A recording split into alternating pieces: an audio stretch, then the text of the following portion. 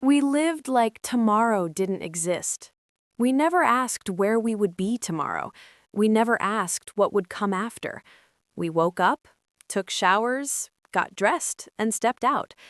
It was me, Aisha, and Nuru, city girls. Some people admired us, others judged us, but no one truly knew the life we were living. We shared an apartment in the heart of the city, high up, glass elevators. At night, the city lights looked like something out of a dream. The balcony was our place. We stayed there for long hours, laughing, taking pictures, planning our nights. Sometimes we stayed quiet, listening to the city breathe, cars passing, music playing somewhere far away. We said we were enjoying life, but most of the time each of us was alone inside our own thoughts. I watched Aisha's face. Sometimes she looked like she wanted to say something. Then she stopped herself. Nuru laughed louder than usual, like someone hiding something. And me, I pretended I was fine. Our phones never stayed still. Every minute a message, every minute an invitation. None of us had a real job, but money kept coming, fast, and it disappeared even faster. We used to say, life is now. Every Friday was a party. Every Saturday was recovery. Every Sunday was planning the next escape. We walked into clubs like we owned the place. Doors opened, tables were ready, bottles already cold. Bright lights, heavy music, people calling us beautiful names. We danced without thinking about time. We laughed without thinking about consequences. But when you step outside at 4 in the morning, the cold hits your bones. We sat inside the car, silent, makeup tired, feet hurting. No one spoke, because deep down, everyone knew this kind of pleasure doesn't last, but no one was ready to say it out loud. Aisha was the first sign that something was wrong.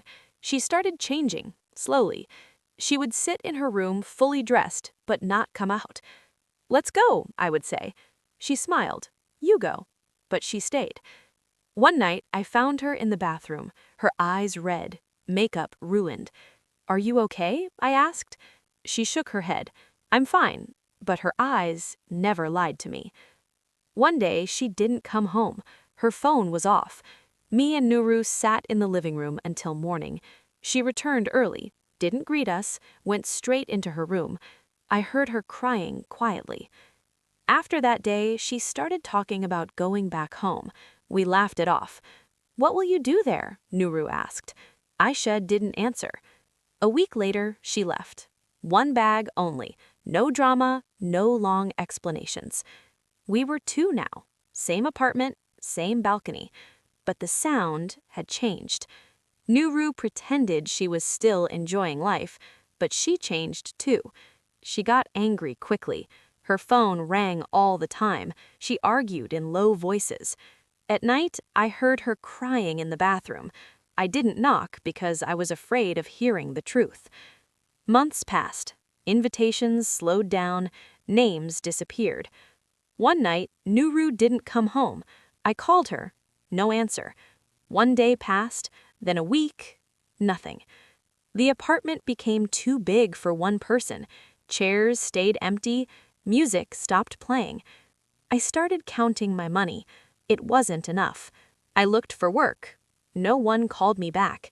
The people from the clubs stopped answering my calls. Some blocked me. I sat alone on the balcony at night, watching the city lights turn off one by one. They didn't excite me anymore. For the first time, I asked myself questions I had avoided. How were we really living, and why? No one forced me. I chose this life. One day, I called Aisha. She answered. She was back home, studying, starting over. Her voice was calm, no noise, no pressure. After that call, I cried harder than I had ever had. Today, I live a simple life, a small job, a small room. Not glamorous, but peaceful. I don't know where Nuru is. People don't talk about it. But sometimes, when I pass the same clubs we used to love, I hear the music calling. But now, I understand. We lived like tomorrow didn't exist, and everything has a cost.